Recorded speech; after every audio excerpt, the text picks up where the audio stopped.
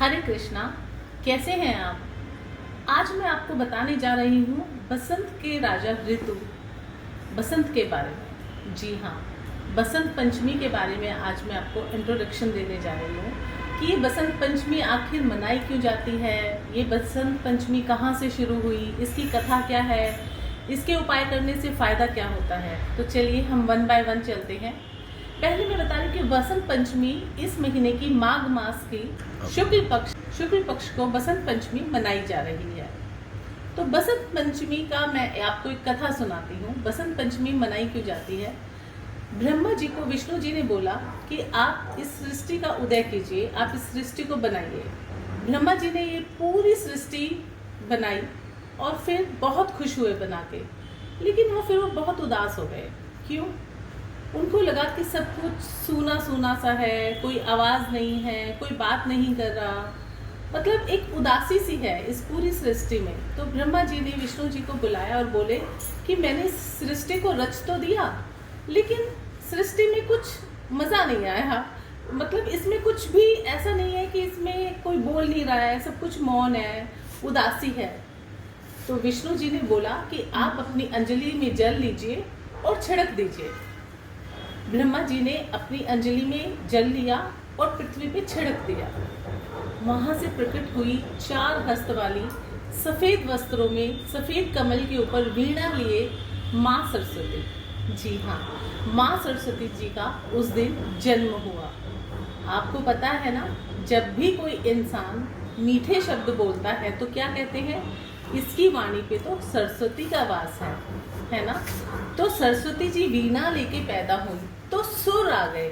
इस पूरी सृष्टि में सुर आने से जो पानी था वो कलकल बहने लगा, चिड़िया चहचहाने लगी, मतलब पूरी सृष्टि में कला सौंदर्य उसका वास हो गया। तो तब से हम बसंत पंचमी को मनाते हैं। और एक दूसरी कथा में बोलते हैं कि भगवान श्री कृष्ण ने माँ सरस्वती को वरदान दिया था कि आपकी विद्या के लिए और ज्ञान के लिए आपकी पूजा होगी।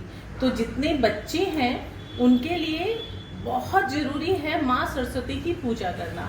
तो बसंत पंचमी वाले दिन आपके बच्चे अगर पढ़ते नहीं हैं और आपके बच्चे बिल्कुल भी कंसंट्रेशन नहीं है, उनके अंदर बुद्धि नहीं है, ज्ञान नहीं है, तो आप बसंत पंचमी वाले दिन अपने बच्चों को पीले वस्त्र पहनाइए, घर में पीले चावल बनाइए और माँ सरस्वती की पीली सरसों, आपने देखा होगा ना आजकल कैसे सरसों लहला रही है, पीला पीला सब कुछ पीली सरसों हो रही है बसंत के मौसम में।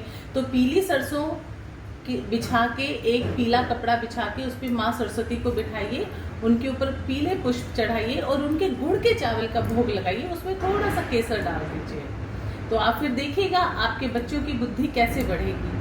आपने देखा होगा ना कि अगर किसी की शादी रुकी हुई है, घर का मुहूर्त रुका हुआ है और कोई भी मुहूर्त नहीं मिल रहा शुभ कार्य के लिए, तो बसंत पंचमी एक अबूझ मुहूर्त है। इस दिन आप बिना कुछ पंडित जी से पूछे, बिना किसी से पूछे कोई भी शुभ कार्य कर सकते हैं। तो ये सबसे बड़ा अबूझ मुहूर्त है। तो आप उस दिन जो भी आपके शुभ कार्य पेंडिंग है कर डालिए। आप देखिए 5 फरवरी को कितनी शादियां हैं, उस दिन बहुत बड़ा मुहूर्त है। अब आप देखिएगा कि जो भी, और दूसरी बात क्या है कि जो रति और कामदेव हैं, ऐसा बोला जाता है कि वो माँ लक्ष्मी और विष्णु जी के पुत्र हैं, उनका भी इस पृथ्वी पे इसी दिन आना हुआ था।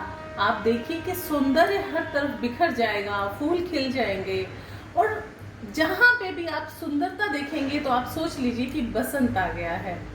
तो बसंत ऋतु का आगमन हो रहा है, आप हंसी खुशी इसका स्वागत कीजिए।